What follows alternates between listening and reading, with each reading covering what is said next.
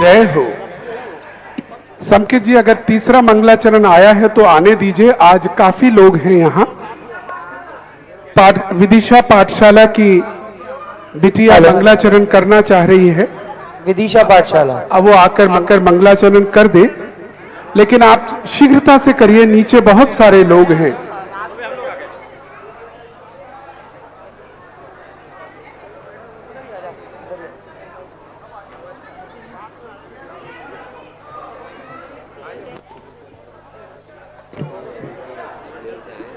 बोलिए आचार्य गुरुवाशी और आपके मंगलाचरण से पहले एक सूचना, बोलिए महाराज जी के अनंत भक्त अजमेर से श्री JK MK जी आए हुए हैं, उनसे भी अनुरोध करूंगा आए और श्रीफल अर्पण कर पूज्य श्री का आशीर्वाद प्राप्त करें। प्रारंभ करें जी।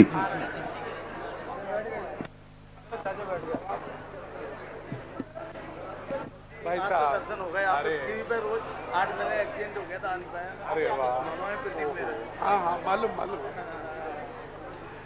वो भी हमारी समझी है। अच्छा कर रही है। क्या हुआ?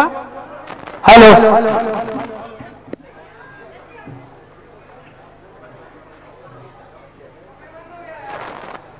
Hello hello. तेरा और मेरा ये कैसा रिश्ता है, मेरे नैनों में गुरु तू ही बसता है। तेरा और मेरा ये कैसा रिश्ता है, मेरे नैनों में गुरु तू ही बसता है। ये नाम है जो मेरे मन मंदिर में छाया, इस सोने मंदिर में भगवान कोई आया। कैसे तुझको पाऊं मैं, क्या तुझे चढ़ाऊं मैं, क्या तुझे चढ़ाऊं मैं, कह के क्या बुलाऊं मैं। तेरा और मेरा ये कैसा रिश्ता है, मेरे नैनों में गुरु तू ही बसता है।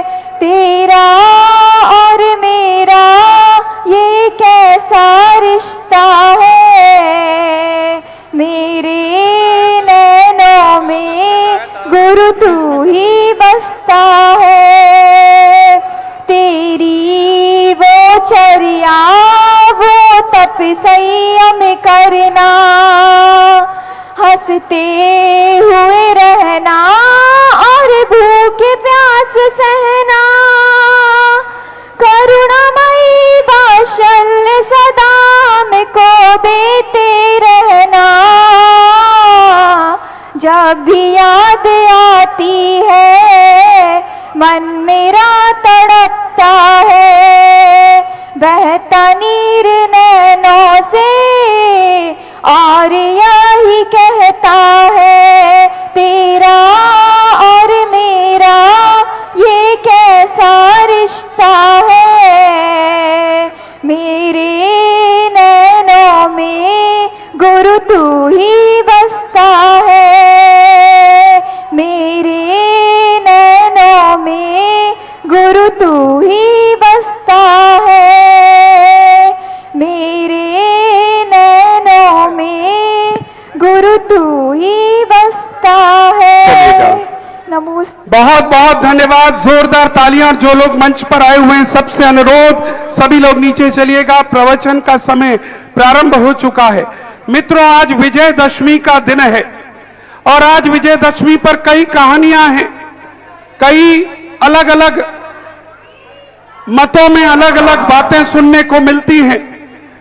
जैन दर्शन में भी कई बातें मिलती हैं, लेकिन आज आगरा नगर की ये विजयदशमी कुछ और अलग है, क्योंकि आज इस वर्षा योग कमेटी के लिए वाकई ही ये विजयदशमी है। इतने बड़े बड़े आयोजन, जिस दिवस से पूज्य गुरुदेव का नगर आगमन हुआ, उसी दिवस से हम सबको ये लग रहा था कैसे हो पाएगा, परंतु पूज्य गुरुदेव की ऐसी पावन अनुकंपा हुई कि एक शानदार चातुर्मास आगे बढ़ता गया। जब श्रावक संस्कार शिविर की बात आई तो आगरा नगर वाले भारी चिंतित हो गए। ठहराने का स्थान नहीं, रहने की जगह नहीं, कैसे होगा? लेकिन वो भी संपन्न हो गया। उसके बाद महिला सम्मेलन आया। महिलाओं को नाजुक तरीके से रखना है, क्या हम रख पाएंगे?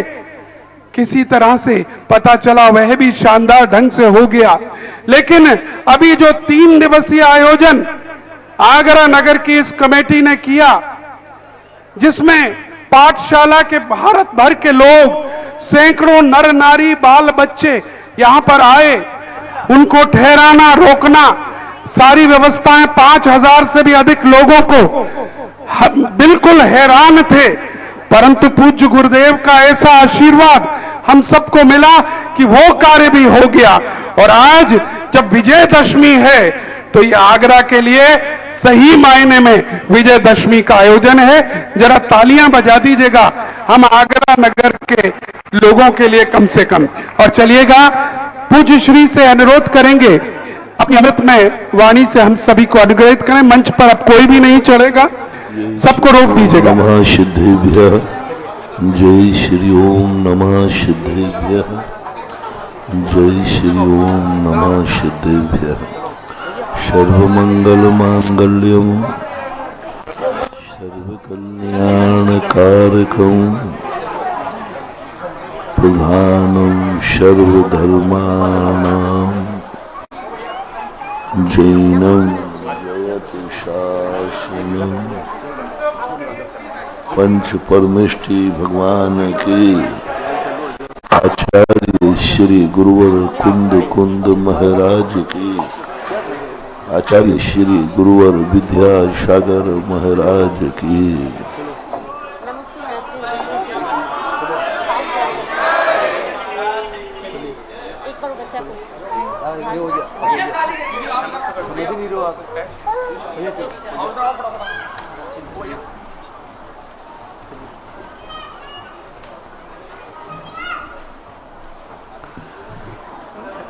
जीवन की उस धाराओं से हम गुजर रहे हैं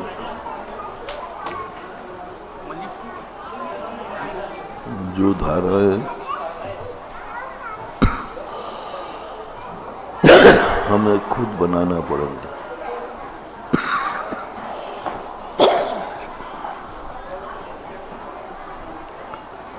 नदी से हमें कुछ नहीं मिल सकता और नदी से ही हमें सब कुछ लेना है। नदी एक ऐसे दुर्गम पहाड़ से निकलती है। प्रकृति का कितना वैचित्र है। समुद्र से आज तक कोई नदी नहीं निकली, आवाज नहीं। ओम शांति।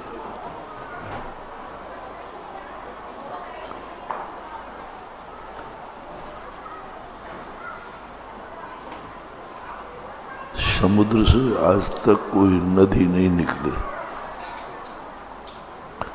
लेकिन नदियों का जो पानी है वो समुद्र का ही होता है।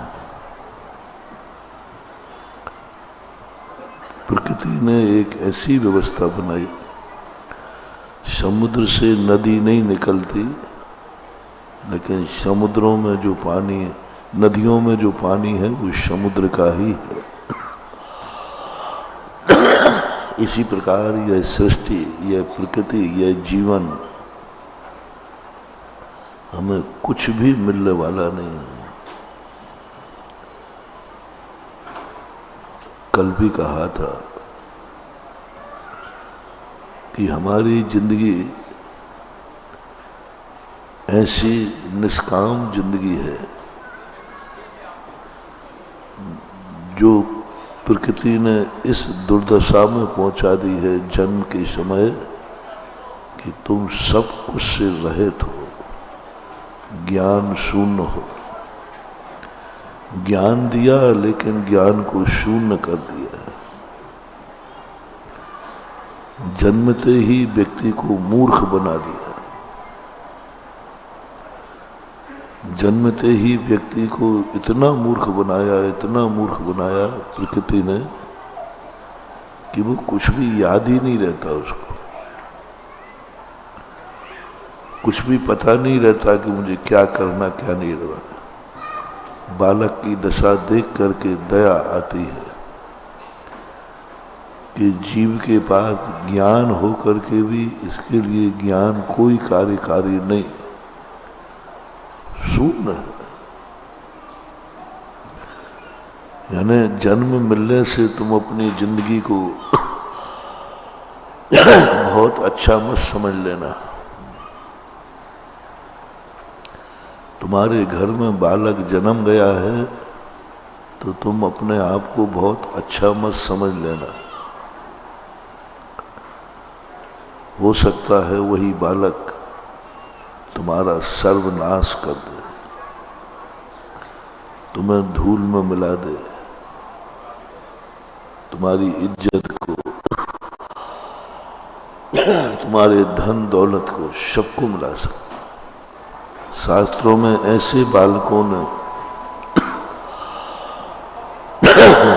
जिन बालकों को तुम जन्म देने के लिए आकुलित होते हो, मेरे यहां बेटा हो जाए, लेकिन ऐसे बेटे भी उत्पन्न होते हैं जो गर्भ में आते ही तुम्हारी 7 पीढ़ियों का नाश कर देते हैं।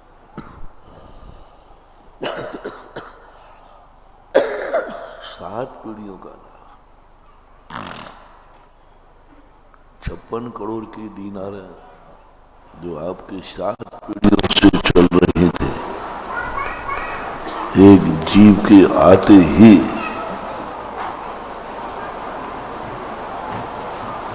सब कुछ नाश को प्राप्त, और वो ऐसा नाश हुआ कि उस नाश की कल्पना नहीं की जा सकती। ऐसे लोग देखे जिन्होंने बेटे ने ही बाप की हत्या कर दी, जेल में डाल दिया। राजा सैनिक को उसके बेटे ने जेल में डाला। तो मत समझो कि तुम्हें जो कुल मिल गया, जाति मिल गई, गुरु महाराज मिल गए,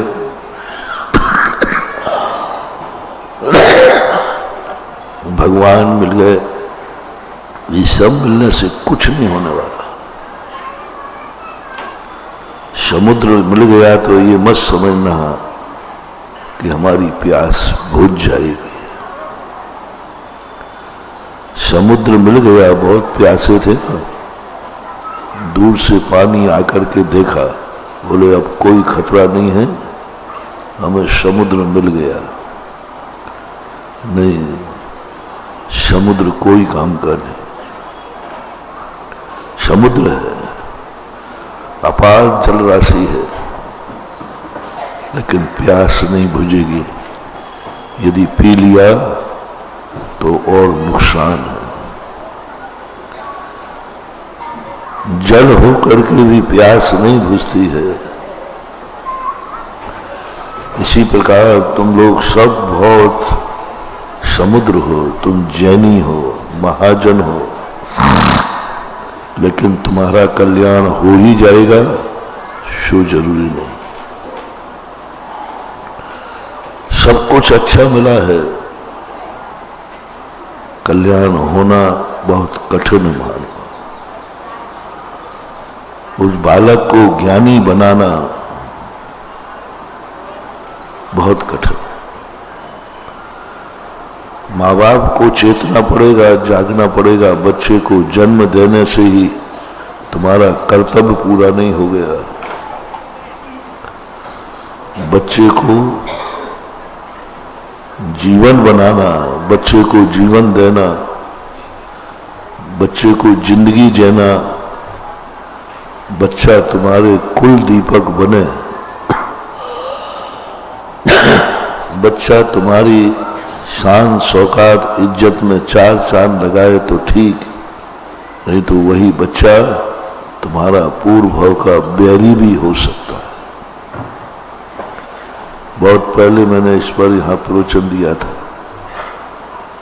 जो जो तुम्हारे संबंध में है ये मत समझना कि ये तुम्हारे हैं। जिन जिन से तुम्हारा राग है ये मत समझना कि वे तुम्हारे हैं।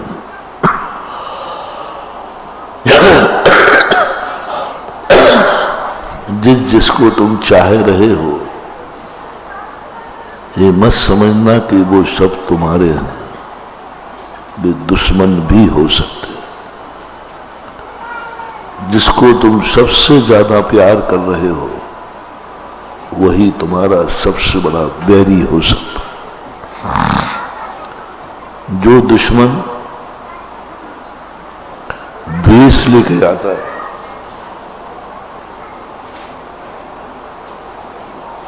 उससे तो अपन बच सकते हैं, क्योंकि वो वामी का सांप है। लेकिन जो अपना बन के बदला लेता है वो आस्तीन का सांप है। अपना बन के दो कूटनीतियां हैं, एक दुश्मन बन के बदला ले लेता है, सीधा गाली दिया तो थप्पड़ मारे, कुछ भी कर दिया, प्राण ले लिए। एक व्यक्ति बहुत कूटनीतिक होता है, जो हत्या का दोष अपने दोष नहीं लेता और बहुत बुरी दुर्दशा करता है। अपना बन करके तुम्हारा नाश करेगा। राजा शरणक के लिए सबसे प्रिय थी उसकी संतान, जो कुणक नाम का उसका बेटा था, सबसे प्रिय था, बहुत प्रिय था, बहुत चाहता था। उसी बेटे ने कहा, पिताजी तुम मुझे जितना चाह रहे हो ना, मैं तुम्हारा बैरी हूं पूर्व का। और उसी बेटे ने राजा शरणक को जेल में डाल दिया, बंदी बना दिया। उसी बेटे के कारण से राजा शरणक को आत्महत्या करना पड़ी। तो ये मत समझना कि जो कुछ हमें मिल रहा है, तुम्हारे पास सोना चांदी आ रहा है, धन दौलत आ रही है, ये मत समझना कि ये पुण्य से आ रही है। एक मिनट थोड़ा सा इतराने के पहले मेरी बात जरूर आज मोटिवेशन के रूप में ले लेना। तुम्हारे पास बहुत सारा धन आ रहा है तो ये मत समझना कि तुम्हारे पुण्य का उदय है। यह धन तुम्हारे विनाश के लिए आया है, क्योंकि धन के बिना तुम्हारा विनाश नहीं हो सकता था। राजस्थान में एक घटना घटी थी, खूब अमीर आदमी थे, खूब पैसा आ रहा था, सोने चांदी का व्यापार था, घर नौकरों से भरा पड़ा था, ऐसा था, बहुत अच्छा धंधा चल रहा था, लोग सदा खुश थे। ये हम बड़े पुण्यात्मा जीव हैं। उसी सोने चांदी ने एक दिन सारे नौकर मिल गए और उधर दुकान चल रही है, बहुत पवारा चल रही है। इधर नौकरों ने पूरे घर में जितनी महिलाएं थी सबको मार डाला और लूट के ले गए। घर में एक महिला नाम की चीज, जितने दुकान पर बैठे थे वो बच गए, घर में सब साफ। ये पूरे घर को मरने में कारण क्या बना? चोर, नौकर, क्या बना? जिसको तुम देखकर इतरा रहे थे, मेरे पास इतना धन, देखा मेरा कितना अच्छा व्यापार चल रहा है।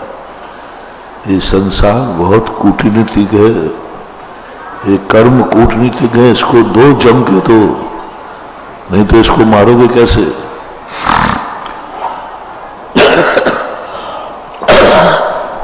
कई लोगों के पैसों के कारण से मर्डर हो जाता है। यात्रा के कारण। दुकान से घर आते हो मर्डर हो जाता है। इसलिए जैन दर्शन कहता है पुण्य का उदय कहीं तुम्हारे विनाश का कारण तो नहीं बन रहा है, थोड़ा सावधान रहना, विनाश का कारण न बन जाए। और 90% जो विनाश होता है लोगों का पुण्य के उदय से होता है, पाप के उदय से नहीं। अशुभ कर्मों के उदय में कभी व्यक्ति का विनाश बहुत कम होता है, बहुत कम होता है। सबसे ज्यादा विनाश होता है जब अपने पुण्य का उदय हो। पुण्य के भेष में पाप उदय में आता है। डाकू के भेष में कम आते हैं, भेष बदल के ज्यादा आते हैं। ऐसे ही अपने कर्म पाप कर्म के उदय में नहीं आएगा, पुण्य कर्म के उदय में आएगा, और पुण्य के भेष में आकर तुम्हारा सर्वनाश कर देता है। इसलिए जिंदगी में इतना जरूर सोचना, थोड़ा सा सोच के चलना, जिसके कारण हम इतरा रहे हैं, जितने हम सबको चाह रहे हैं, कहीं यही हमारे विनाश का कारण न बन जाए। इसलिए जब दुश्मनों से तुम घिर जाओ उस समय क्या करोगे मैं नहीं बताऊंगा, तुम बताओ। चारों तरफ से दुश्मनों से घिरे हो, सब मारने को तैयार हैं तुम्हें, और तुम्हारे पास कुछ भी नहीं है, उस समय तुम क्या करोगे?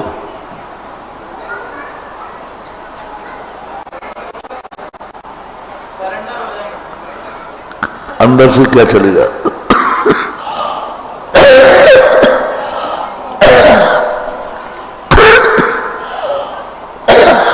अंदर से क्या चलेगा?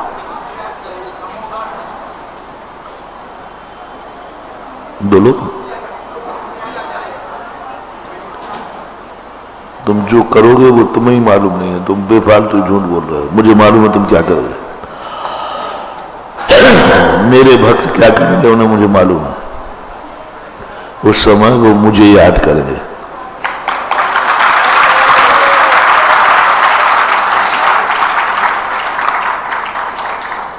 ओके, गलत तो नहीं।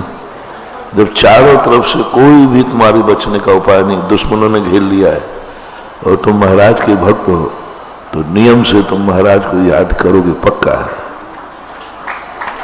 पक्का 100%।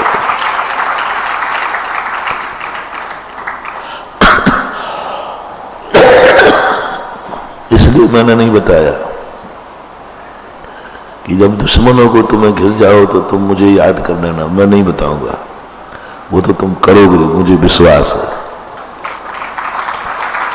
मैं नहीं कहूंगा कि उस समय तुम नमोकार मंत्र पढ़ना, तुम पढ़ोगे, मुझे विश्वास है। क्योंकि शास्त्रों में लिखा है जब भी सम्यक दृष्टि पर ज्ञानी पर संकट आता है तो नमोकार मंत्र पढ़ता है। जैसे शुभम चक्रवर्ती निकला, तुम पढ़ोगे, तुम्हें भगवान की बहुत याद आएगी। तुम कहोगे अन्यथा शरणम नास्ति तुम्हें शरणम मम। मुझे कहने की जरूरत नहीं है कि जब तुम दुश्मनों से घिर जाओ तो क्या करना चाहिए, वो तो तुम करोगे। मैं नहीं कहूंगा तो करोगे। आज दूसरा डेंजर पॉइंट ले रहा हूं। जिस समय तुम्हारी तरफ चारों तरफ तुम्हारे चहेते बैठे हो, सब चाहने वाले बैठे, तुम उनको चाहते हो, वो तुम्हें चाहते हैं। सब तरफ से, चारों तरफ से तुम्हारी प्रशंसा, तुम्हारे लिए सबको चाहने वाले बैठे हैं। मैं अपने भक्तों से कहना चाहता हूं, जब तुम्हें चारों तरफ से चाहने वाले हो, खूब पुण्य का उदय हो, खूब धन दौलत आ रही है, खूब कहीं से कोई दुख है ही नहीं। उस समय के लिए मैं बहुत करुणा दया करके कह रहा हूं, आदेश कहो तो आदेश दे दूं। जब तुम्हें ऐसा लगे कि अब मेरा पूरा पुण्य का उदय है, कहीं से कोई गड़बड़ी नहीं है, परिवार सब मुझे चाह रहा है, बस महानुभाव बहुत करुणा करके कह रहा हूं, उस समय जरूर मुझे याद कर लेना है, क्योंकि तुम्हारी जिंदगी बहुत खतरे में है। तुम्हारी जिंदगी बहुत खतरे में है, बहुत खतरा है, बहुत खतरा है, क्योंकि चारों तरफ चहेते बैठे हैं, चारों तरफ राग करने वाले बैठे हैं, चारों तरफ पुण्य बरस रहा है। तुम्हारी जिंदगी बहुत खतरे में है मानो। जब जब तुम्हें ऐसी अनुभूति हो मेरी जिंदगी में कोई खतरा नहीं है, मेरा पुण्योदय में है, सावधान, तुम बहुत चेत जाओ। उस समय तुम्हें नमोकार मंत्र याद करना है। जिस समय तुम पढ़ रहे थे दुश्मन के, तुम दुश्मनों से घिरे हो, तुम्हारे दुश्मन बहुत हैं, हमें अपने भक्तों की कोई चिंता नहीं होती, हम चिंता करते ही नहीं। तुम्हें ये तो मालूम है कि मेरा दिमाग थोड़ा उल्टा है।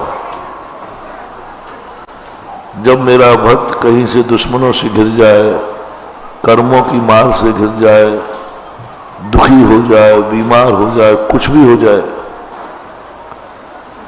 गरीब हो जाए, व्यापार में घाटा लग जाए, मैं ऐसे व्यक्ति की चिंता करते ही नहीं,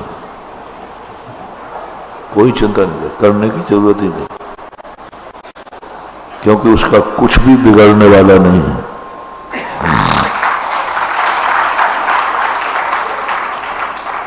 क्योंकि वो स्वयं मेरे बताए बिना धर्मात्मा हो गया है।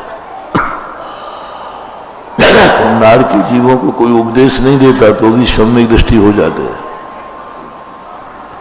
और देवताओं को भगवान भी उपदेश देते हैं तो सम्यक दर्शन मुश्किल से होता है।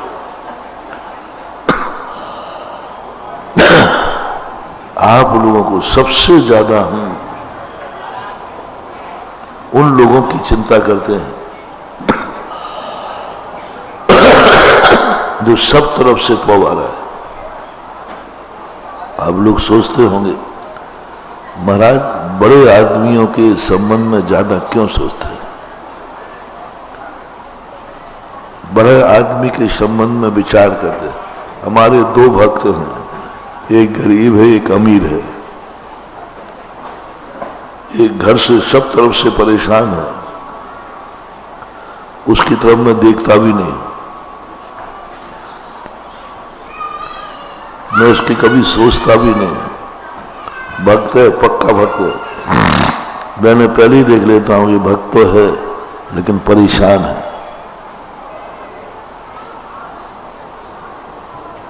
बहुत परेशान। बस जैसे ही तुमने कहा महाराज बहुत परेशान हूं, बहुत परेशान हूं, बहुत दुखी हूं, बहुत दुखी हूं, मैं निश्चिंत हो जाता हूं। अब इसकी कोई चिंता करने की जरूरत ही नहीं। तुम सुनाते रहो अपनी परेशानी, मैं सुनते ही नहीं। जब जब लोग आप लोग परेशानी सुनाते हैं ना, मैं सुनते ही नहीं। सुनने की जरूरत नहीं, समय खराब करने की जरूरत नहीं, क्योंकि ये परेशान है,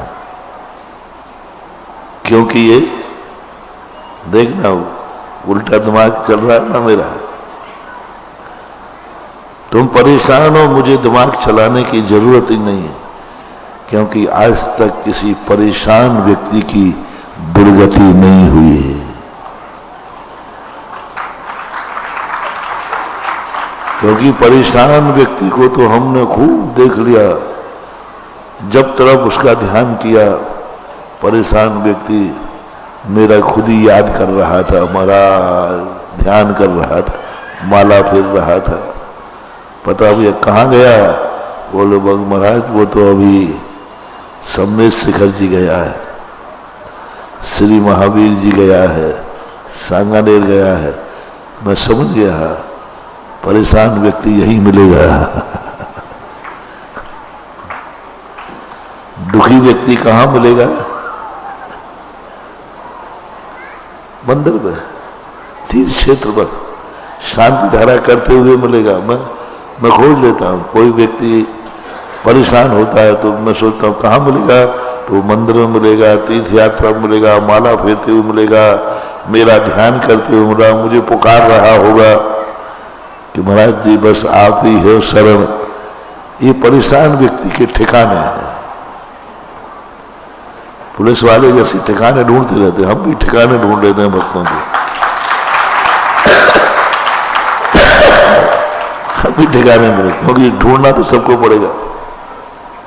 पुलिस वाले सबके ठिकाने जानते हैं, हम भी अपने भक्तों के ठिकाने जानते हैं।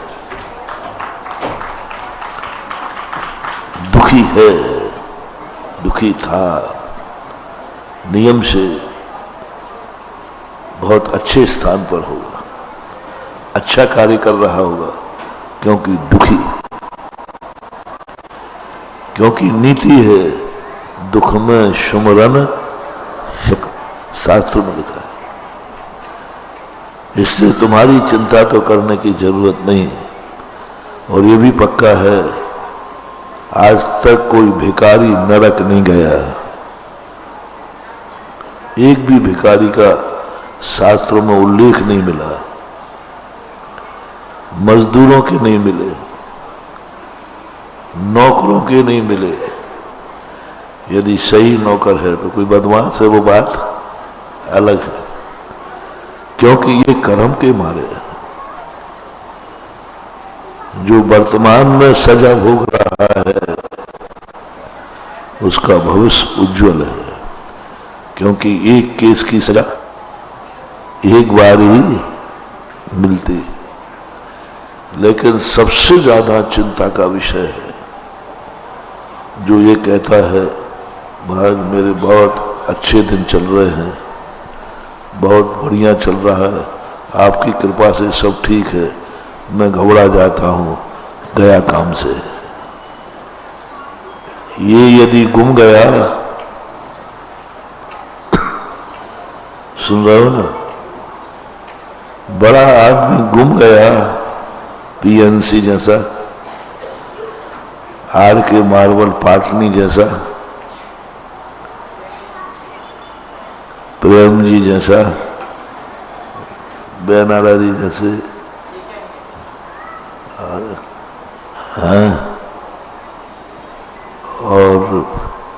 और भक्त का नाम और ले दो तो अच्छा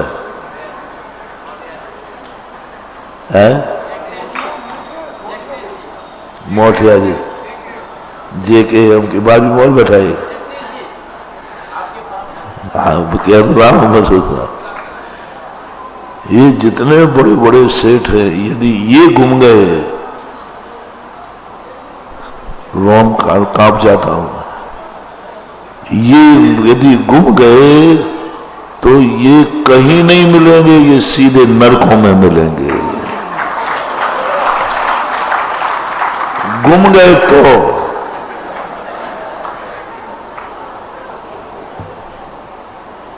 और वहां गुमा हुआ व्यक्ति ऐसा बताते हैं कि जो अपराधी कोई होते ना वे विदेश भाग जाते हैं, बताते विदेश में वहां से किसी को अरेस्ट, ये यदि गुम गए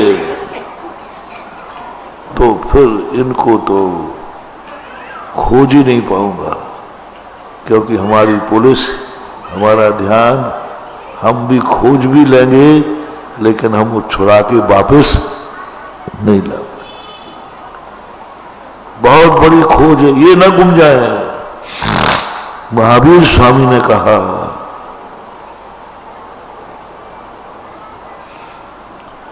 अमीर भक्तों का ध्यान रखना, ये गुम जाते हैं तो मिलते नहीं हैं, मिलते नहीं हैं, पता ही नहीं चलता, पता ही नहीं चलता मेरे को। इसलिए इनको निगरानी में रखता हूं। एक आध दिन भी नहीं आए तो तुरंत पूछता हूं, भैया कहां गए थे, कहां गए थे? एक दिन भी। इसलिए महावीर स्वामी ने कहा, चक्रवर्ती पर निगरानी रखना,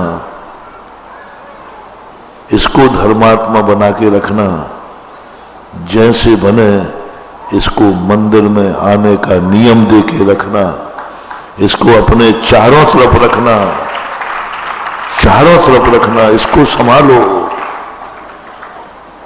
क्योंकि बड़े आदमी को आप खुद बताएं, हम कई बार पूछ चुके, फिर भी पूछ रहा हूं, यदि आपका सबसे अच्छा दिन हो, 1 जनवरी जन्मदिन हो, शादी की सालगिरह आदि, घर में कोई काम धंधा नहीं है, छुट्टी है, छुट्टी है और सब तरफ की अनुकूलता है, बहुत पुण्य का उदय है, उस दिन मैं उस अमीर आदमी को, उस पुण्यात्मा जीव को, सब तरफ से सुखी जीव को कहां खोजूं, कहां मिलेगा? थोड़े थोड़े आप लोग भी बड़े आदमी, ऐसी बात नहीं, थोड़े बड़े हो, पूरे बड़े नहीं लेकिन थोड़े बड़े तो हो। जैनी तो सदा बड़ा ही रहता है।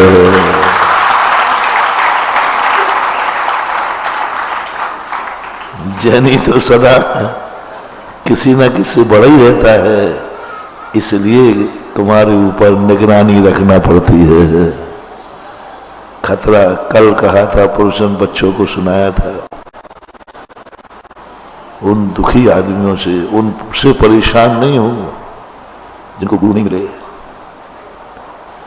जिनके कुल में गुरु की पहचान नहीं है, खोटे गुरु हैं।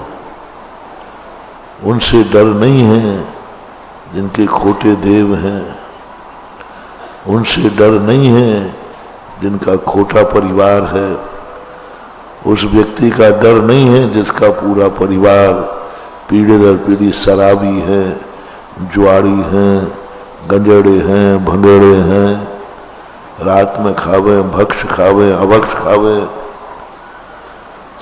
उनकी हमें चिंता नहीं है, क्योंकि उनको ज्यादा जिंदगी में खतरा भी नहीं है। कल पूरा प्रवचन दिया था, दोपहर में या सुबह पता नहीं मुझे, दिया था। जिनके बाप दादे सब व्यसनों में लिप्त हैं, बेटा भी लिप्त है, बाप भी शराब पीते, बेटा भी पीता, सब पूरे परिवार पीता और सब पाप करते, क्योंकि उन्हीं का वो पापी धंधा है, पापी पीढ़ी से धंधा मिला है।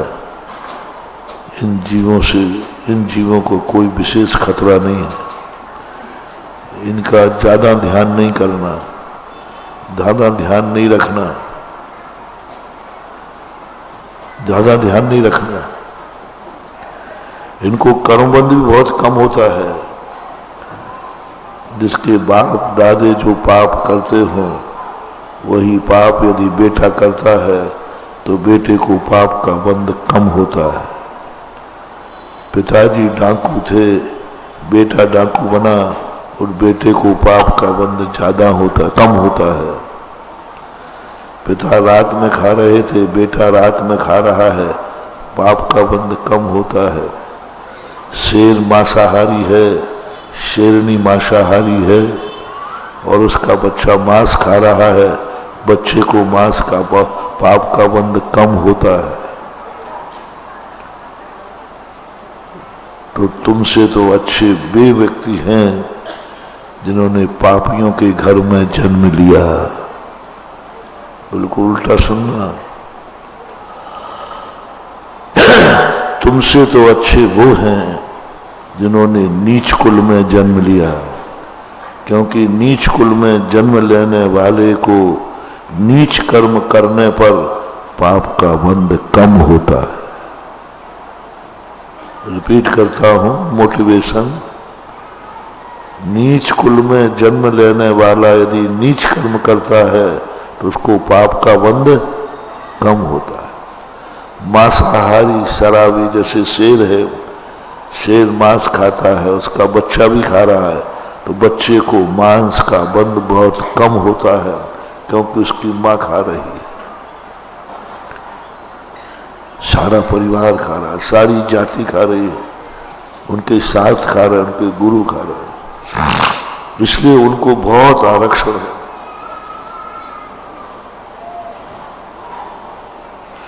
क्या कैसी दुनिया है? खोटे गुरु, खोटे साथ, खोटे देव, खोटा परिवार, खोटी जाति, खोटा सब कुछ खोटा है। इनको बहुत आरक्षण है कर्मों की तरफ से। कर्म ऐसे बच्चों को माफ कर देता है, बोले इस बिचारी की क्या गलती है, इस बिचारी की क्या गलती है। बहुत कम कर्मबंध होता है, बहुत कर्मबंध होता है, क्योंकि सब कुछ खोटा है। सबसे ज्यादा कर्मबंध होता है तो जैनी को, क्योंकि तुम्हारा सब कुछ चोखा है, तुम खोटे हो। बाकी सब कुछ क्या है, लेकिन तुम क्या हो। और उसके यहां सब कुछ खोटा है। अब वो खोटा बन गया तो क्या बुरा होगा। सब कुछ खोटा ही है, सब कुछ खोटा। अब वो खोटा बन गया, कोई बड़ी बात नहीं।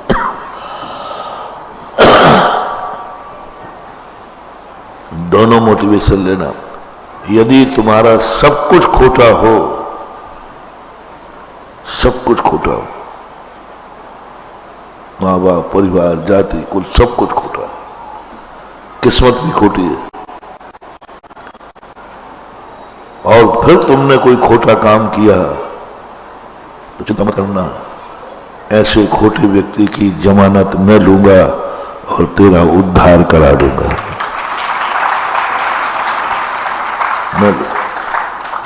क्योंकि सब कुछ खोटा होने के बाद तुम खोटे हुए हो।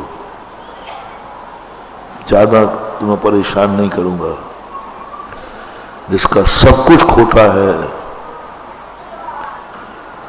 वो मात, सारी जाति, सारा परिवार, सब कुछ मांसाहारी है। अब तुम्हारे उद्धार ज्यादा नहीं करूंगा परेशान। एक मछली का त्याग कराऊंगा, पहली मछली मत खाना। किससे? जिसका सब कुछ खोटा है। एक 14 का त्याग कराऊंगा, कुछ नहीं कराऊंगा। एक कौए का मांस त्याग कराऊंगा, कुछ नहीं कराऊंगा। बहुत सस्ते में निपटा रहा हूं। किसको? रिपीट करना। जिसका सब कुछ खोटा है, सब कुछ खोटा, किस्मत भी खोटी, पूर्व जन्म भी खोटा, सब कुछ खोटा, उसको ज्यादा नहीं करना। एक कौए का मांस छोड़ देगा तो उसका बेड़ा पार हो जाएगा। अब आपसे पूछता हूं, जो जो व्यक्ति आप सब खोटे हो, बोलो आप का देश खोटा है, आपकी जाति खोटी है? नहीं नहीं बोल दो, कोई डरो मत।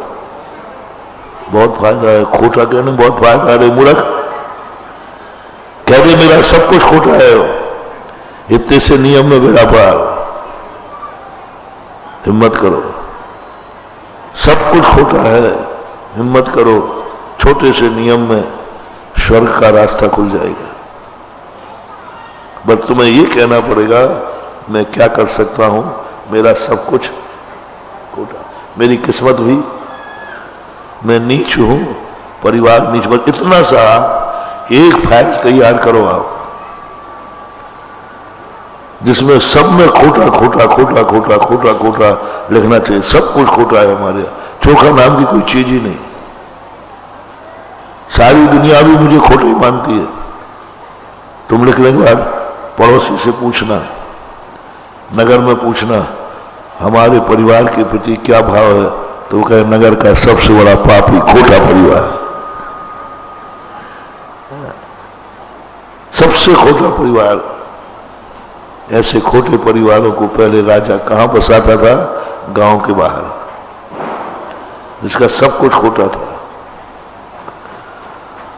ऐसे व्यक्तियों के लिए मंदिर आने की मनाही थी, आज भी है। ऐसे व्यक्ति खोटे जिनका सब कुछ खोटा हो, उन्हें मंदिर के अंदर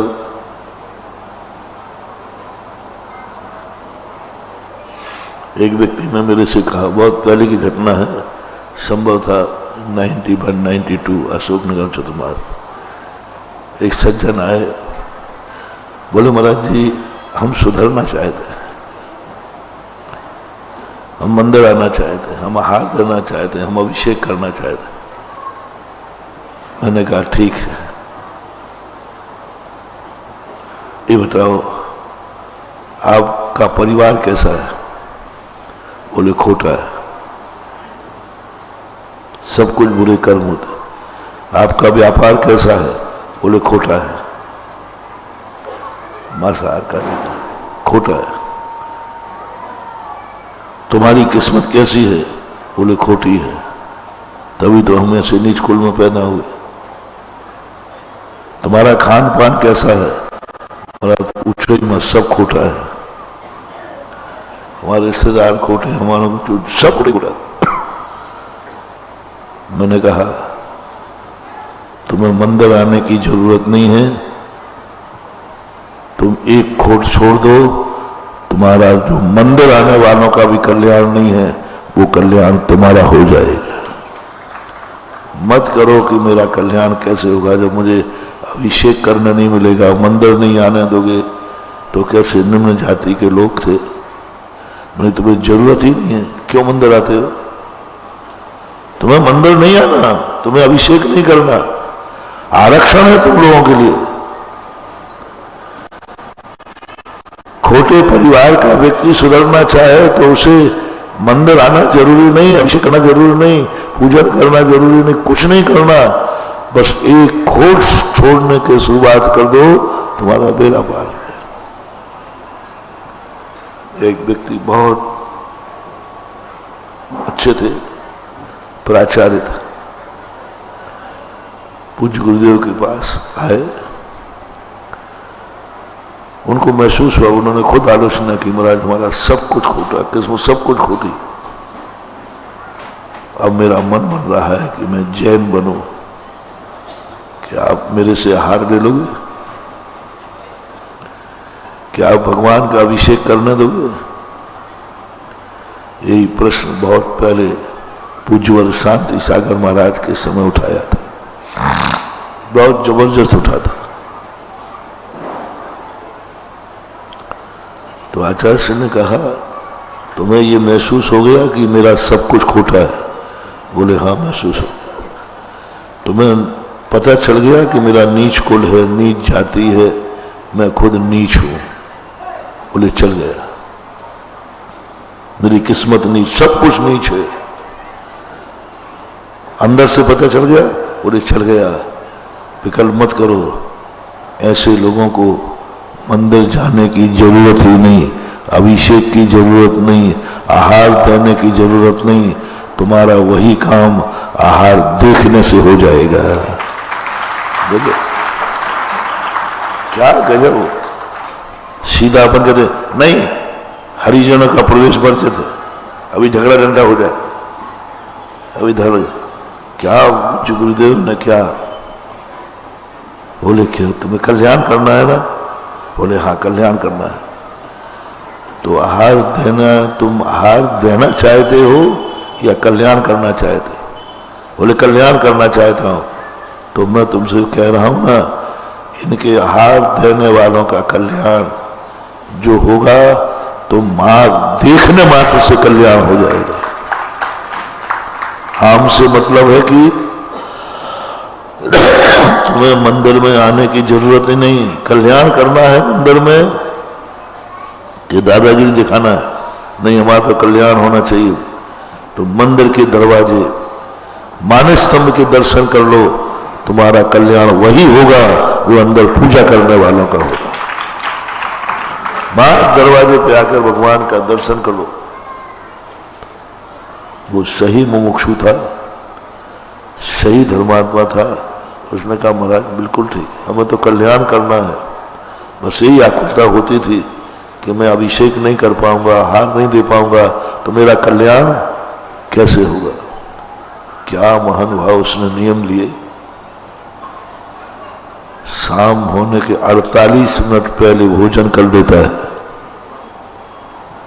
चारों प्रकार के अन्न जल का त्याग। और तुम बनिया, अभी तो हाथ की रेखाएं दिख रही हैं, और बल्कि नहीं दिख रही हैं तो हम तो देख के आए थे, अंदर खाए जाओ। वो 48 मिनट पहले भोजन त्याग देता है।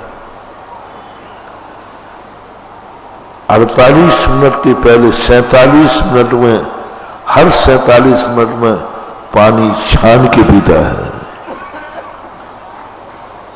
47 मिनट होते ही वो पानी को पुनः छन्ना लगाएगा, पिएगा। और बाकायदा बिलछानी जहां से लाता है वहां डालता है, कुएं आदि से लाता है। वह बिलछानी नल के पानी का त्याग नहीं कराया था, बोरिंग का। कभी नल का पानी पीता भी है तो उसकी बिलछानी जहां से वाटर बॉक्स होते ना, उस टंकी में डाल देता है बिलछानी। दया देखो, नल के पानी को छानेगा, इकट्ठा कर लेगा दिन में, शाम को जहां वाटरफॉल है वहां डाल के आता है। ठीक है, कुछ जीव तो बरादना होंगे, भावना देखो, भावना देखो। आज भी वो नियम पाल रहा है। भारतवर्ष में आज तक मैंने जैनी श्रावक ऐसा नहीं देखा जो मैंने एक हरिजन को धर्म करते देखा। मंदिर के बाहर आता है, भगवान के मानस स्तंभ के सामने बैठता है, दरवाजे से भगवान का दर्शन करता है, वहीं जाप देता है, वहीं ध्यान करता है और घर चला जाता है और आराम से जिंदगी जी रहे। दोनों मियाँ बीवी ने नियम लिए। क्या समझ रहे हो तुम लोग धर्म के रास्ते। शास्त्रों में आया है कि रामचंद्र जी सीता जी महाराज को आहार दे रहे थे, तो चार प्राणी बंदर, गिलहरी, नौला आदि देख रहे थे। देखने के बाद उन्होंने वही उत्तम भोग भूमि का बंद किया और बताते हैं आहार देखने से वही जीव थे जो भरत, बाहुबली आदि आकर के बाद में बने। कोई उनको दूसरी गति में भी मानता है। मतलब रामचंद्र जी की बात नहीं है, रामचंद्र जी तो बहुत बाद में हुए, पहले चारण बलधारी मुनिराजों का। रामचंद्र जी के आहार देखने वाला जटायु, वो आहार तो दे नहीं सकता, अंदर भी नहीं जा सकता, तो महाराज के आहार लेने का पात्र जल नीचे बह के आ गया, उसी जल में लौट गया, उसके पंख सोने के हो गए, उसे जटायु पक्षी कहते। उज्ज्वल रविशरण आचार्य पद्म पुराण में जटायु पक्षी हमारे यहां भी है, इस रूप में प्रस्तुत किया गया। देखने मात्र से कोई जरूर नहीं कि दयनीय हो। एक माली था, उसके मन में यही भाव आया मेरा कल्याण कैसे होगा, मेरा कल्याण कैसे होगा। बस उसने यही सब बातें, वो दोपहर का समय मिलकर स्वाध्याय करता था मंदिर में। बस उसको पढ़ते पढ़ते, महाराजों की बातें सुनते सुनते वो जानता था कि मुझे अभिषेक की छूट तो मिलने वाली है नहीं। अब क्या करें, महाराज बन नहीं सकता, बाबा जी बन क्या गजब। धर्म के रास्ते देखो, वो जहां अभिषेक करने वाले खड़े होते हैं ना, उस फर्श को धोता था दिन भर, बस दिन भर पोंछा लगाता था। मैं उस मंदिर में था, मैंने कहा भगवान जी क्या कर रहे हो आप, क्या कर रहे हो? ये तुम्हें किसने कहा तुम दिन भर पोंछा लगाते रहते हो? कमेटी ने तुम्हें पर दबाव दिया होगा, नहीं तो वो निकाल देंगे। क्यों करते हैं सर? बोले महाराज जी आपको कोई परेशानी हो रही क्या? अरे मैंने कहा भाई मुझे परेशानी नहीं हुआ, मैं तो तेरी परेशानी से परेशान हूं। नहीं महाराज आप परेशान मत हो, सारे अधिकार तो मेरे कर्मों ने छीन लिए, ये अधिकार और बंद मत करो। मन के अधिकार की बात क्या है?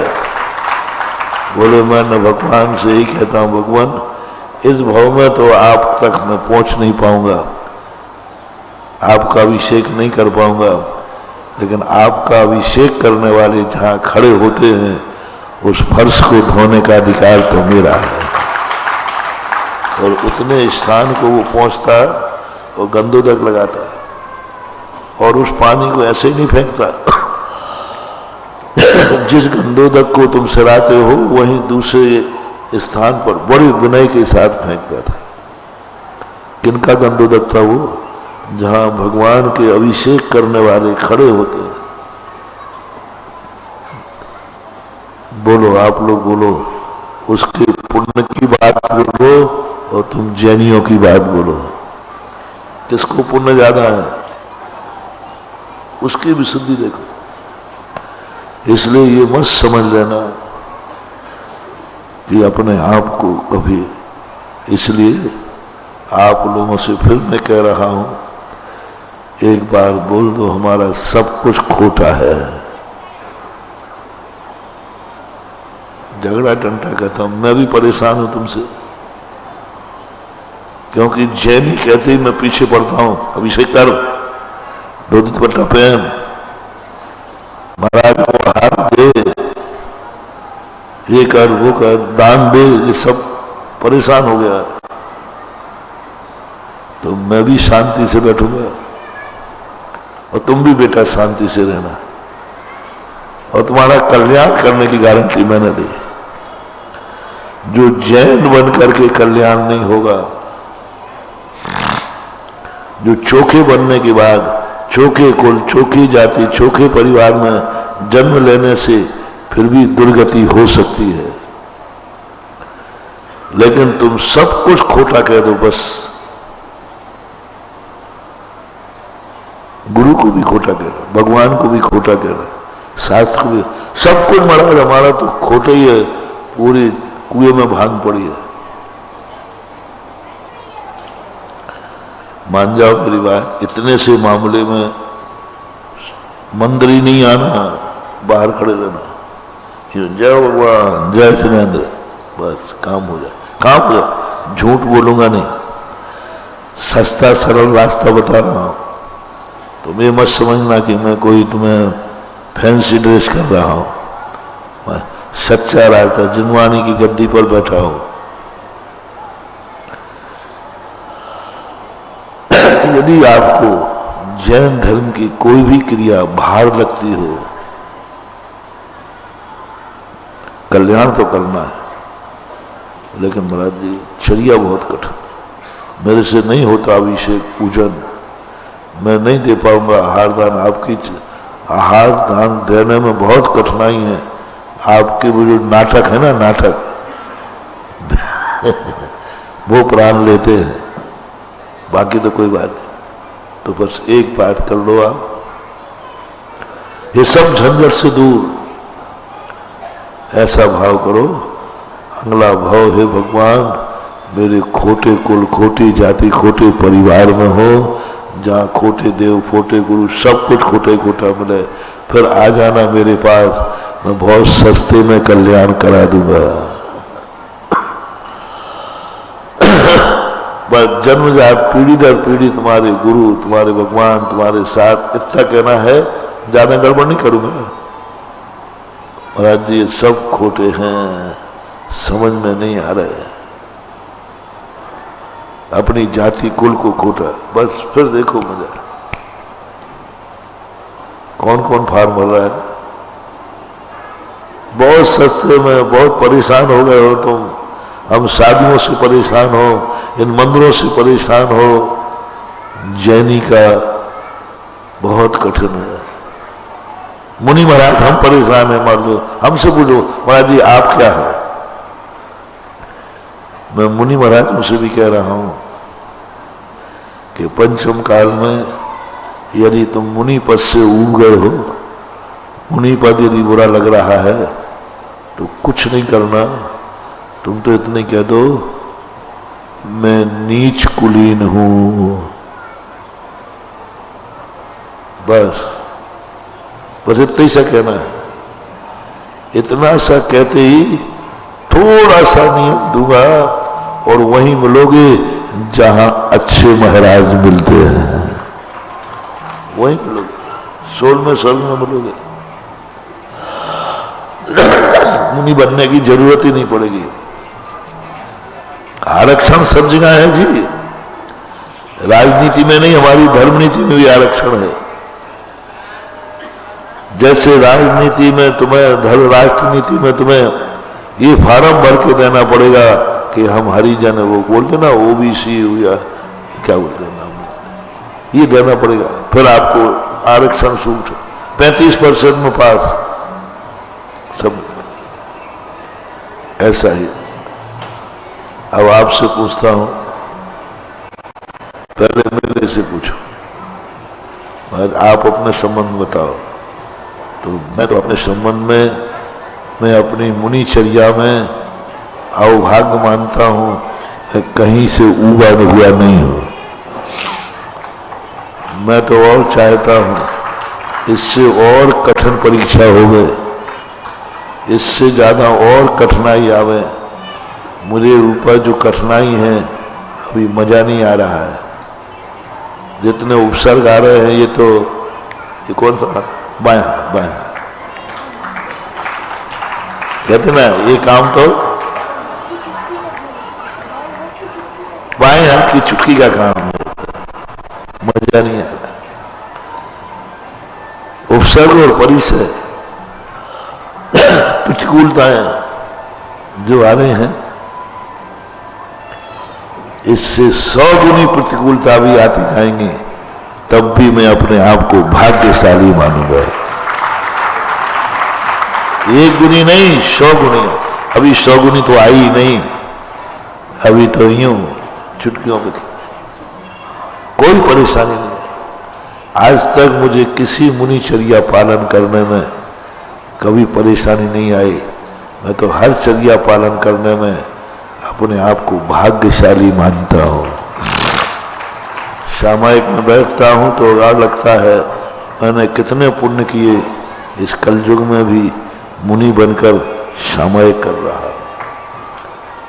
प्रतिक्रमण करता हूं इस कलयुग में, भौतिक परंपरा में बैठ के प्रतिक्रमण करना कितना पुण्य है,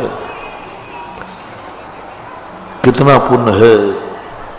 जब केस लॉन्च करता हूं, कितना पुण्य है जब आहार चर्या का शोधन करता हूं, कितना पुण्य है जब एरिया समिति से चलता हूं, और कितना पुण्य है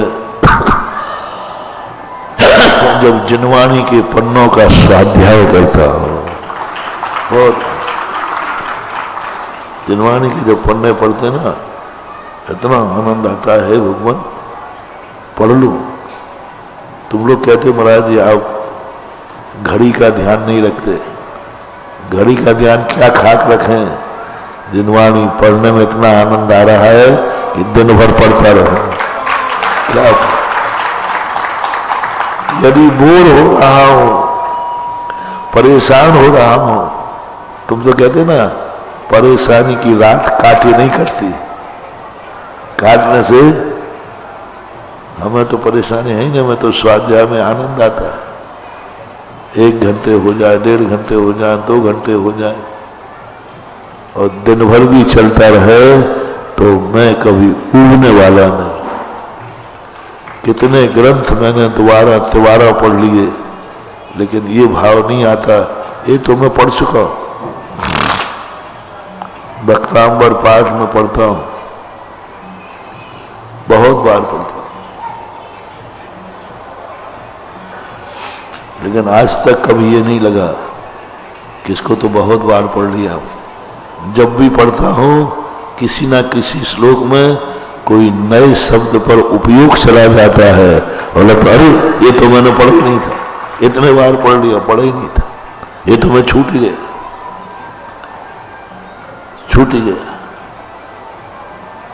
आनंद ही आनंद। जब आनंद आता है उस व्यक्ति की पुनरावृत्ति करने में ऊबता नहीं।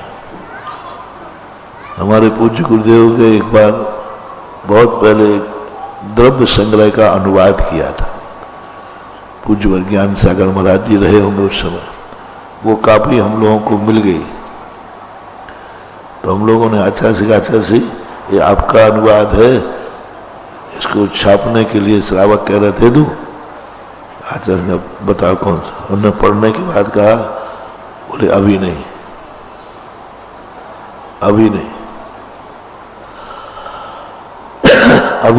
बोले इसमें बहुत सारी चीजें। हमारे आचार्य कवि तो हैं, 1 महीने के अंदर उन्होंने नया पद्यानुवाद दिया। बोले एक ए ले जाओ। मैं वो रहने दो। हमने कहा पहले हम दोनों पढ़ने दो। दोनों बोले तुम्हें दोनों पढ़ लेना, जो अच्छा लगे वो छपवा देना। और उसमें तो जमीन आसमान का अंतर था। मैंने कहा आचार्य से लेखक तो आप हो, और द्रव्य संग्रह भी वही है, लेखक भी आप ही वही हो। बोले अब तीसरी बार मत कहो, नहीं तो तीसरा वर्ष तैयार हो जाएगा। प्रत्युत्पन्न मति जब प्रकट होती है, आघाता नहीं है व्यक्ति, आघाता नहीं है। शास्त्रों को पढ़ते हुए आघाता नहीं है, कुछ नया चीज अनंत अर्थ भरा है। तीसरी बार पढ़ाओ तो कुछ और नया अर्थ निकले। आनंद ही आनंद है। कैसे घड़ी देखो, क्यों देखो, स्वाध्याय में लगता पढ़ते जाओ। पूरी पढ़ सकूं तो पढ़ने के लिए तैयार हूं, लेकिन चौसम नहीं, बुद्धि नहीं, पुण्य नहीं। इसलिए मेरी तरफ से तो मेरे तो जन्म जन्म तक भी यदि जन्म से ही मुझे मुनि बनना पड़े तो मेरा आज से ही संकल्प है, मैं मुनि बनने को तैयार रहूंगा। सदा मैं तो नहीं घबराया, मैं तो नहीं उबा, मुझे तो कभी फीलिंग नहीं हुई। कठिनाइयां आती हैं, आती रहेंगे, कष्ट होते हैं, होते रहेंगे, लेकिन संक्लेश नहीं होना चाहिए। कष्ट में और संक्लेश में, कष्ट शरीर की पर्याय है, संक्लेश आत्मा की पर्याय है। संक्लेश नहीं होना, कष्ट तो होता नहीं, कष्ट तो होगा, परेशानी होगी, आंख में आंसू भी आ सकता है। मान लीजिए विहार करते हुए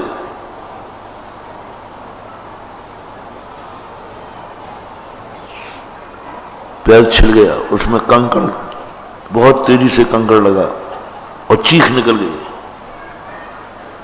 इससे कोई फर्क पड़ता, निकल सकती है चीज, आंख में आंसू भी आ सकता है, ये कष्ट है। संक्लेश क्या है? महावीर स्वामी ने ये नियम क्यों बनाए? ये नियम बदल देना चाहिए, थोड़ा तो ध्यान रखना चाहिए। दया की बात करते हो, यहाँ प्राण ले रहे हैं नंगे पैर चला करके, महावीर को सोचना चाहिए, उनको तो रिद्धि प्राप्त थी, वो आकाश में चलते थे, हम लोगों की सोचना चाहिए, ये आगम का नियम बदलना चाहिए। ये संक्लेश हो गया, संक्लेश हो गया। और यदि ये भाव नहीं आया, मात्र कष्ट हुआ, तो कष्ट चलता है आर्त ध्यान, पंचम स्थान तक आर्त ध्यान चलता है, कष्ट की अनुभूति होती है, लेकिन भाव लिंगत्व खत्म नहीं होता। संकलेश का अर्थ हो जाता है मिटा देना। इसलिए आप लोग बोले, आप लोग यदि जैन कुल में जन्म लेकर जो हम लोग चर्या बताते हैं, रात्रि भोजन नहीं करना, अभक्ष नहीं खाना, गणंत नहीं खाना, गुटखे तंबाकू शराब नहीं पीना, प्रतिदिन अभिषेक मंदिर आना, पूजन करना, आहार दान मौका मिले तो देना, इन सब से यदि जैनियों में आप लोगों को ये सब कठिन लग रहा हो तो सस्ता मार उतारा। कठिन लग रहा है तो किसको कठिन लग रहा है? जैन दर्शन के नियम बोलो भाई। रात्रि भोजन, प्राण निकल रहे हैं महाराज जी, प्राण निकल रहे हैं। आप बोलो महाराज जी आपका समय हो गया ना, आप जल्दी बंद करो ना। रात्रि भोजन नहीं बन रहा ना, बहुत कठिन नियम है ना। सब प्रकार के नशों का त्याग, अभक्ष का त्याग, हम गणंत नहीं खाएंगे, हम प्रतिदिन अभिषेक पूजन का नियम लेते हैं। कठिन लग रहा है तो बेटा बहुत बर्बाद हो जाओगे। तो मैंने पहले ही कहा, तुम गुम गए तो मैं भी नहीं ढूंढ पाऊंगा। हाँ, तुम गुम गए तो मैं नहीं ढूंढ पाऊंगा, क्योंकि जैनी यदि गुम गया सीधा नीचे मिलता है नरकों में, जहां गुरु नहीं जा पाएंगे। जैनी यदि गुम गया, क्योंकि तुम जैनी हो, सब कुछ चोखा है तुम्हारे पास, या तो सब खोटा कर दो, सब खोटा कर दो। बोलो जैनियों, बोलो हमारी जाति खोटी जाति, बोलो बोलो, डरो मत, बोलो जैन जाति खोटी जाति। अरे फायदे का सौदा बता मूर्खों, एक बार खोटी जाति कह दो आप, देखो कितने फायदे, कितने फायदे हैं। जैनी होकर तुम खोटी जाति कहना है, बोल रहे नहीं बोल रहे? अच्छा बोलो हमारा नीच कुल, जितने जैनियों के कुल सबके नीच कुल, नीच कुल, अपने मुंह से बोलो, मेरे से नहीं। बोलो हमारा कुल नीच कुल है, बोलो हमारे बाप दादी सब नीच हैं, नहीं है? तुम्हारे रिश्तेदार सब नीच है। अब और एक और बोलना है, तुम्हारे गुरु नीच है। अरे क्या मतलब बोलो, फायदे का सौदा बता रहा हूं। तुम्हारे गुरु नीच है, तुम्हारे भगवान नीच है, तुम्हारे शास्त्र नीच हैं, बस इन सबको नीच कह दो, खोटा कह दो, फिर तुम्हें इतना सरल रास्ता बताऊंगा कल्याण का। बहुत कम कर्मों ने आरक्षण दिया, बहुत कर्म का बंध कम होगा तुम्हें, बहुत नगन, बस सबको नीच कहना है। प्रस्ताव पास करूं नीच का? कौन कौन चाहते समर्थन बोलो, कौन कौन चाहते इनको नीच कहना? तुम्हारे से नहीं, हम यदि बाहर जाकर हरिजनों से भी पूछूं तो वो भी जैन को नीच कहने को तैयार नहीं होगा। अब भाई तुझसे पूछता हूं, जखौड़ा वाला कुलदीप, कुलदीप ही नाम ना, कल्पनी, तू बोल रहे ये ठाकुर है भाई, तेरी दृष्टि में बता, ये सब जैन जाति नीच जाति है। आज मौका मिल रहा है, मैं तो कुछ चिंता मत करना, ये कुछ गड़बड़ करे तो मैं तेरे साथ हूं। ठाक साहब, जैन जाति नीच जाति, जैन गुरु नीच गुरु, मुझे नहीं लगता कि संसार में कोई व्यक्ति जैनी को, बल्कि मैंने तो ये पाए गए कि लोगों ने कहा है जैन गुरु जैसा गुरु नहीं, जैन देव जैसा देव नहीं। मैंने उन लोगों से सुना जो कहते हमारे गुरु तो कुछ भी नहीं है, गुरु है साधु है, तो ये सुना। निम्न लोगों के स्तर के मुख से सुना है जैन जाति महाजन जाति। महाजन आप कहते हो कि आपके नौकर, आपके निम्न लोग हैं, वो महाजन कहते हैं। सारे भारत में जैन जाति महाजन नाम से प्रसिद्ध है। महाजन कहलाते हो आप, श्रेष्ठ जन कहलाते हो आप।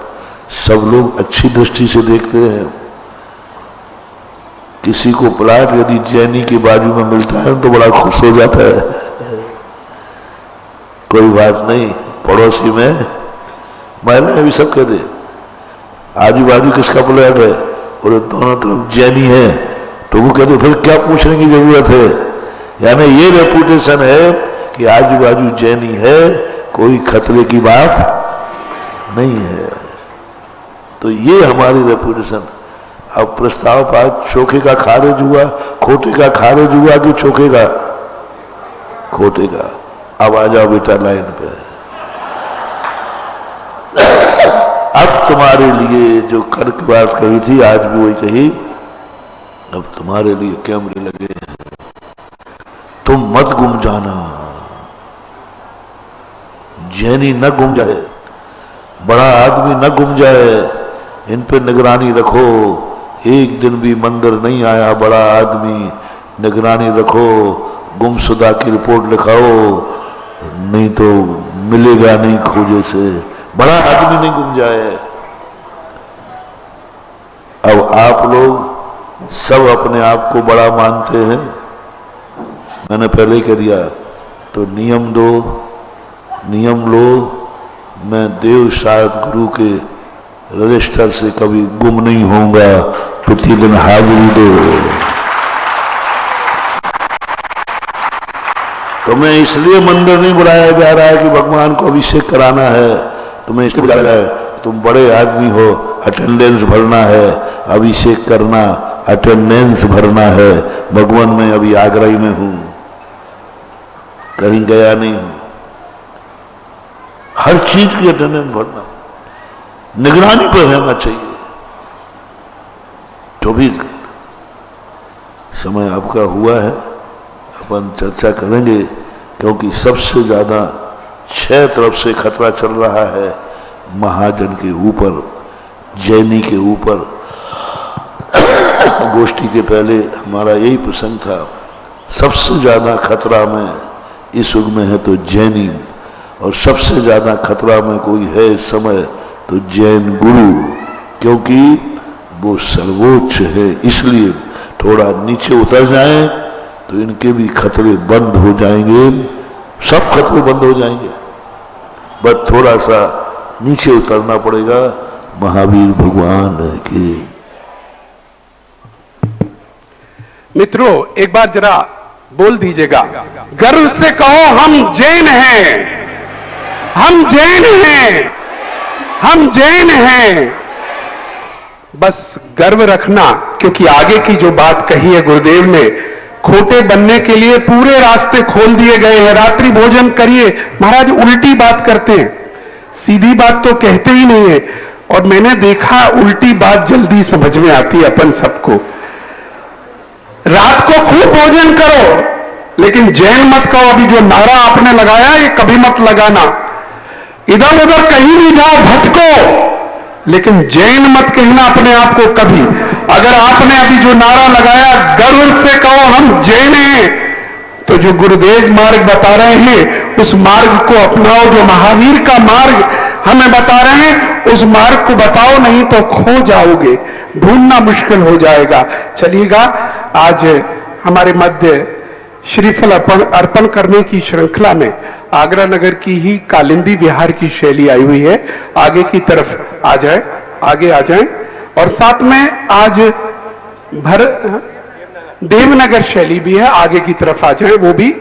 साथ ही राजस्थान भरतपुर से 2 बसें आई हुई हैं, वो भी कृपया अग्रिम पंक्ति में यहां खड़े हो जाएं। और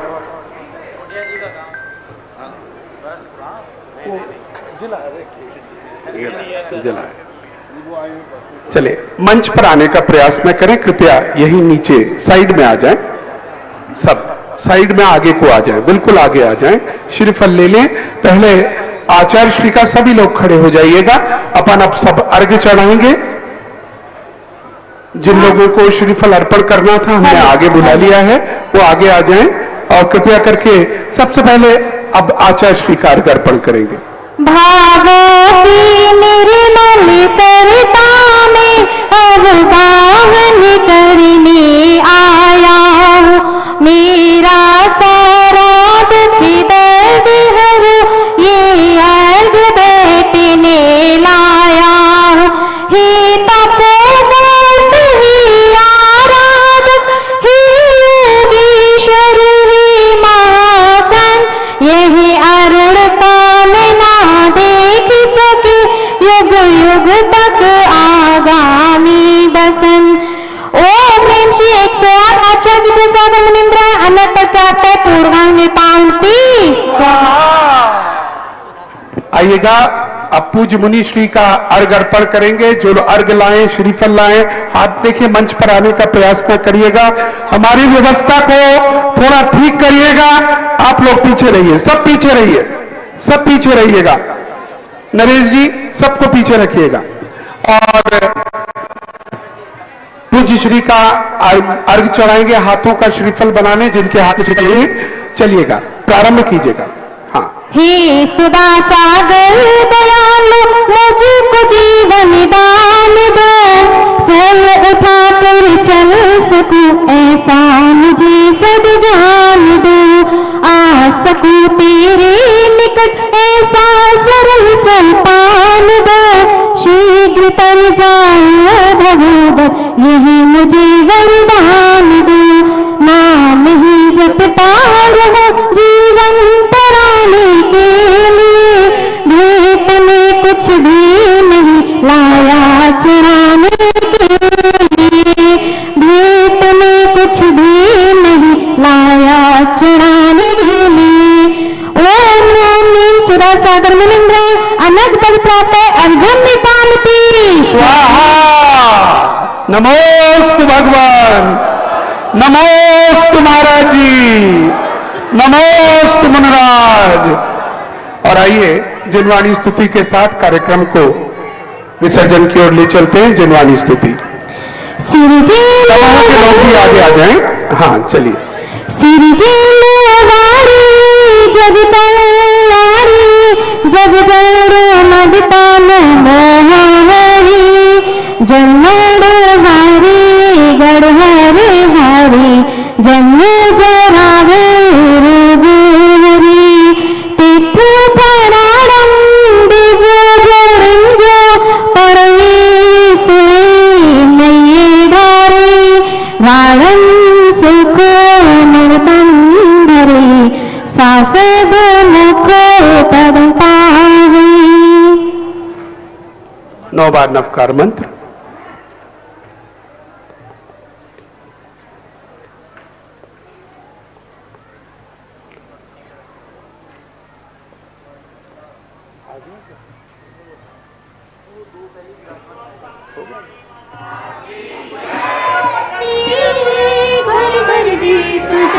देखिए, जिन्होंने भक्ति कलश यहाँ पर स्थापित किया है वो कृपया करके